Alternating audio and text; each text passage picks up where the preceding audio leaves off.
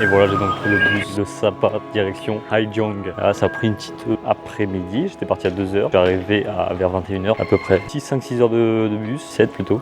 Ça va, en vrai, c'était pas si contraignant. Autre chose, Sapa, petit mot sur Sapa, qui est vraiment une ville vraiment sympathique. Excellent. J'hésitais à rester plus longtemps en vrai. Mais déjà, j'y suis resté plus longtemps que ce que je pensais. Je suis resté pratiquement 6 jours, une semaine. C'était vraiment stylé, bien aimé.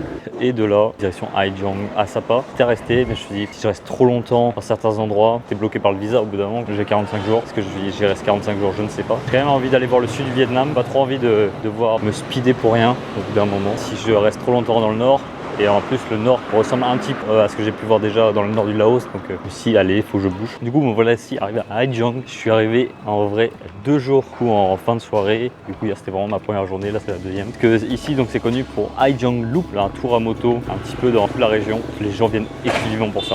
Et j'ai entendu parler de ça en fait juste avant de venir. Et en y repensant en fait, j'ai réfléchi à le faire. Ça a l'air sympa quand même. Mais petit roulement de tambour, je ne vais pas le faire finalement. J'ai réfléchi et déjà plusieurs trucs. J'ai réfléchi déjà à le faire parce que ça me ferait rester plus longtemps dans le nord. Après c'est 3-4 jours quoi, hein. C'est pas non plus foufou hein. Mais 2 petits trucs. Premièrement, moi j'aime bien faire les trucs par moi-même.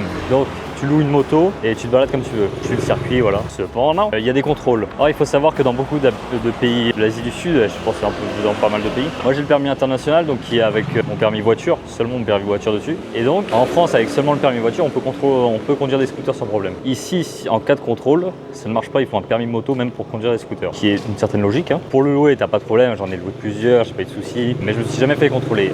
Alors là, s'il y a beaucoup de contrôles, vu que les gens viennent exclusivement pour ça. Donc on m'a dit qu'il y avait des contrôles, même juste à la sortie de la ville, il y en a pas systématiquement, mais c'est vraiment très commun quoi. Donc peut-être retirer l'option de louer un scooter. Si je me fais contrôler 12 fois, le truc, je suis plus rentable au bout d'un moment. Quoi. Donc la deuxième option, c'était de passer par une compagnie et donc de faire le tour à plusieurs quand tu es dans un groupe. Même si bon, en moto, bah, t'es pas vraiment dans un groupe parce que bon, y en a qui vont aller plus vite, hein, d'autres un peu moins vite apparemment. Ce que j'ai compris. Mais donc la seule option, c'est que je prenne un conducteur pour qu'il conduise la moto ou le scooter à ma place en fait, et toi tu restes derrière. Il y en a qui l'ont fait, tous les gens qui l'ont fait ont dit que c'était très bien. Cependant, moi ça m'intéresse pas du tout en fait. D'être spectateur du truc, d'être seulement derrière, tu fais un tour à moto, mais c'est pas toi qui conduis. Je sais pas, moi ça ne m'intéresse pas du tout. Je comprends que ça on puisse aimer. Que même déjà les gens qui ne conduisent pas forcément de scooter, moi ça m'intéresse pas en vrai. Hein. Parce que en tout, en passant par une compagnie pour 3-4 jours, c'est à peu près une centaine d'euros en ayant la nourriture, si j'ai bien compris, la nourriture, l'hébergement compris pour 3-4 jours. Plus, je pense que c'est un peu plus cher si tu prends un conducteur. Donc voilà, j'étais en train de me dire, déjà que de base, j'étais en train de réfléchir à ne pas le faire, même en conduisant la moto. Donc là, si même ça je ne le fais pas et que tu es juste spectateur, je dis pas, c'est sûrement très beau, machin. Mais moi ça m'attire pas du tout, donc en plus de ça, c'est finito, je ne le fais pas, c'est dommage, mais il y a plein de choses à faire finalement. Peut-être je reviendrai pour faire ça si vraiment ça me manque dans ma vie, mais là-dessus, cette fois-ci je ne le fais pas. Parce qu'aller faire un truc, à dépenser 100 euros, donc sur le papier c'est rien, mais mis petit à petit, bah, c'est quand même une somme, petite activité quoi. C'est un truc que je suis pas super convaincu par le faire, enfin t'es bridé de fou. En plus des yeux, par le fait que tu ne conduises même pas le scooter. Ouais. Donc je ne le fais pas. Direction, finalement Hanoï. Je vais aller à Hanoï et la baie d'Along. Comme ça je vais faire ça et je vais descendre dans le sud progressivement. Mais là je suis en train de réfléchir, est-ce que je pars ce soir ou demain? Grosse question, vous aurez la réponse finalement. Si j'ai pas changé d'habit, ou sinon ça veut dire que j'ai tout simplement pas changé d'habit et que je suis un gros dégueulasse. Déjà au truc, à chaque fois, je voulais filmer hier, j'avais les cheveux détachés, machin, ambiance décontractée. Je me suis dit, ah ça va changer parce que je sais par moi-même qu'à chaque fois que je filme, j'ai une casquette. Et là, au final, hier, j'ai pas filmé. Et aujourd'hui, j'ai remis ma casquette. Je pense sur tous les plans, depuis une semaine, j'ai ma casquette en permanence alors que je l'enlève hein, quelques fois. Pas beaucoup, mais je l'enlève. Pour Haijiang, qui est une ville assez sympa, il n'y a pas grand chose, mais ça reste assez cool. Même si comparé à Sapa, c'est très différent. Vous voyez, de toute façon, juste en parlant comme ça, hein, pas faire de plan de dingo. Et juste en vrai, l'architecture est complètement différente. Et c'est là que je vois que Sapa, vraiment, c'était vraiment un peu unique. Donc je vais faire ça, direction Hanoï. Donc, je vais voir à combien de temps je reste là-bas. Est-ce que ça vaut le coup d'y rester longtemps? Baie d'Along. Et ensuite. Ah, aussi autre chose, que mon plan de base était de monter dans le nord, vraiment, dans le nord, près de la frontière avec la Chine, où il y a des cascades assez célèbres. Je voulais faire ça au début. Et en y réfléchissant, j'étais déjà en train de me poser la question aussi, peut-être j'allais changer mon plan, parce que c'est tellement écarté du truc, que si tu y vas, tu y vas exclusivement pour ça, tu es obligé de faire un détour pour aller là-bas. J'étais en train de réfléchir, est-ce que je fais vraiment le détour pour aller là-bas? Et on m'a appris que les cascades sont fake, c'est faux. Enfin, il y a vraiment les cascades, mais comme dans beaucoup d'endroits finalement, bah, ils ouvrent des tuyaux pour que les cascades soient plus impressionnantes. Donc personnellement, je trouve ça très nul, et donc ça m'a conforté dans mon choix que bon, je n'irai pas cette fois-là. Je pense que c'est très beau encore, hein, mais direction le sud. Il faut savoir qu'on est mercredi, à ce moment-là, et que je n'ai pas du tout commencé le montage, la prochaine vidéo de TPC, et que je ne sais pas si je vais réussir à la monter en 2 jours, alors que je m'active un petit peu là. Parce que d'habitude, je commence le lundi, mardi, où j'arrive à avancer pas mal.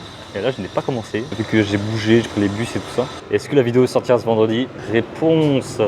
Bon allez, moi faut que je réfléchisse si je pars ce soir ou demain. Ouais, voilà, je suis arrivé à Hanoï. Finalement, j'ai pris le bus directement le soir même. Ça, on perd pas des jours, hein. Je suis arrivé au beau milieu de la nuit, à 3h30, 4h. Autant vous dire que c'était drôle parce qu'il y avait plein de trucs ouverts encore. Alors que, bah, vu que ça fait pratiquement 1 mois et demi que je suis dans la montagne, il n'y a pas grand chose d'ouvert quoi, enfin dans la montagne, sans parler quoi. Et il y a aussi autre chose, j'ai remarqué direct, et c'est assez drôle, c'est que l'ethnie des gens, la tête des gens, elle change de fou comparé aux gens, bah du coup j'étais dans la partie nord où les gens ressemblaient un peu à des Népalais, enfin c'est les gens de la montagne quoi, un peu cette ethnie là. Quand je suis arrivé, ça ressemblait beaucoup plus, enfin tu vois déjà ça se remarque direct, ça ressemble beaucoup plus à des Chinois. Une petite anecdote en vrai marrante, je ne sais pas où je vais. Donc hier j'ai pas fait grand chose, hein. J'ai juste posé dans un café et j'ai fait du montage comme ça, j'ai réussi à finir. Donc super stylé juste là. Bon par contre ça fait bizarre parce que ça fait un moment là, même au Laos, quand t'es dans la ville il n'y a pas grand monde. Je suis arrivé à Hanoï, ça grouille de monde, ça klaxonne beaucoup plus et ça conduit un petit peu comme des dingos quoi. Bon bah objectif se balader un petit peu. Là j'ai faim, en vrai j'ai faim. Faut que j'aille manger. Et je voulais dire un truc, j'avais oublié un truc. Oh putain, un truc super marrant. Et c'est la première fois que j'ai ça. Vraiment, je félicite l'ingéniosité du truc. Je descends du bus, donc il est 3-4 heures. Comme la plupart des endroits, quand tu descends d'un bus, tu as souvent plein de taxis qui viennent te demander où tu veux aller. Du coup, il me demande où je vais aller et il me demande de noter le nom de mon hôtel sur son téléphone. Son téléphone sur Grab. Et Grab, ce qui est Uber en fait, vraiment le truc de taxi où tu as le prix noté. Tu peux pas te faire arnaquer normalement parce que c'est directement déduit par kilomètre. Et sauf que bah, je mets le truc sur son téléphone, je sentais le truc un peu arriver. Et du coup, ça me met un prix qui c'était 200 000, ce qui fait plus de 10 balles. Donc, mais je savais pas où c'était en fait. Je savais pas si c'était loin ou pas. Je trouve bizarre, vraiment, je trouve bizarre. Je dis attends, et je regarde sur mon Grab, donc sur mon téléphone à moi. Et là le truc, c'était pas 200 000, c'était 20 000, c'était juste à côté en vrai. Donc bah, je dis non, je dis même que je vais aller à pied, c'était vraiment à 10 minutes à pied quoi. C'est excellent, vraiment c'est super drôle. Donc je sais pas si c'est une application craquée pour arnaquer les touristes ou pas, je sais pas. Mais c'est très malin, en vrai c'est très malin. Parce que tu dis, vas-y tu fais confiance à l'application, c'est marqué ça sur l'application, c'est l'application sur son téléphone. Donc franchement très malin, je salue l'ingéniosité de l'arnaque quoi. Comme quoi faut toujours vérifier. En vrai ça va, j'ai l'habitude. Très drôle. Allez, je vais me balader un peu, je sais pas où je vais. Je trouve un endroit pour manger là. Et il faut que j'échange mon argent. J'ai plein d'argent de la monnaie laotienne là. J'ai oublié d'échanger. Du coup j'allais changer ça. Allez, ciao. Il n'y a plus personne dans la rue. Tout est bloqué. J'ai demandé pourquoi. En fait, le président il débarque. C'est fou pour mon arrivée quoi. C'est un peu fou. Bah go voir ça en vrai.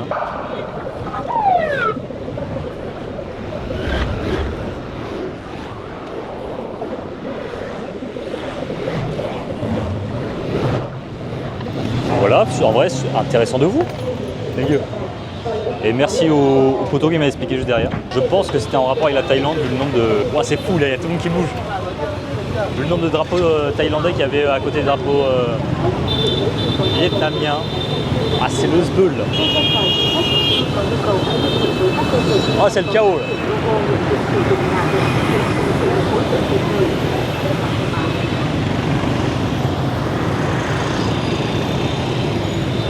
Excellent.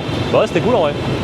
C'est ça les avantages de se balader aléatoirement, c'est que j'en avais aucune idée qu'il se passait ça. Et au final, c'est juste en se baladant que il n'y a pas de fin à l'anecdote. De surprise aujourd'hui, je me baladais comme ça et là, no thank you. D'un coup, il y a des milliers de personnes qui commencent à faire la queue. Je suis en mode, qu'est-ce qui se passe? C'est quoi ces happenings un peu à la Squeezie là? Et en fait, j'ai marché, j'ai suivi un peu.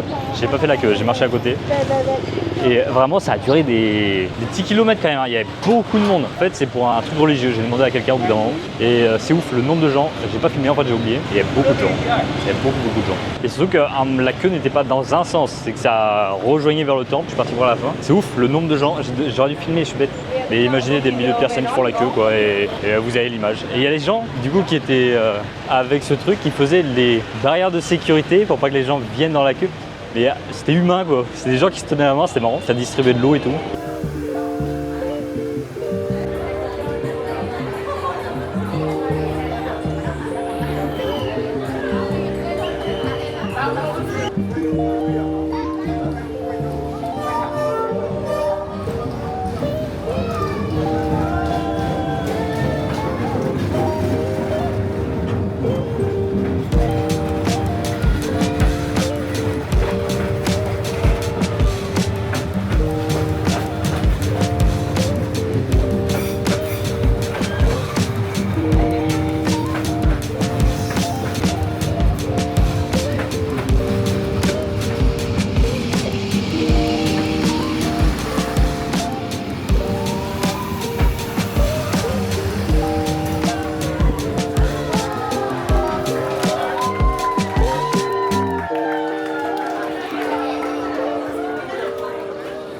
Bon voilà, petite vidéo du train là, fort sympathique, impressionnant, en vrai très impressionnant.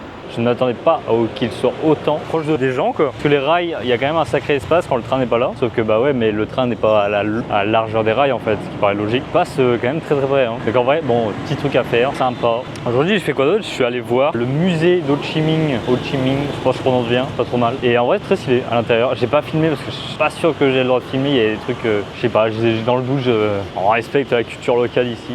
Toujours. Je n'ai pas filmé, mais très sympa. Je pense à faire, pas un incontournable, mais ça reste très sympa à l'intérieur avec la grande statue au milieu là. Pour ceux qui savent, bref, c'est sympa. Et regardez, on se balade. En vrai, pas trop mal Hanoï, pas trop mal. Pas l'une des meilleures villes, mais ça reste très chill. Je suis pas allé très bas quand même. J'ai essayé de marcher un peu partout comme je fais d'habitude. Et j'ai l'impression que sortant en fait, tu arrives sur beaucoup de quartiers qui se ressemblent vraiment quand tu sors du centre. Pas pousser en ligne droite non plus quoi. J'ai fait un peu des tours autour du centre. Mais sympa. Maintenant, je suis en train de voir. Là, je pense prochaine destination. La baie d'Along, allez voir ça, et ensuite les petites îles autour là, BAT 4 BAT, comment c'est. Je vais aller voir ça, mais je pense demain je reste encore une journée, le temps de chercher les billets, et ensuite go quoi. Je sais même pas si on va bien longtemps, il y a un bruit, il y a un vacarme, c'est dingo là.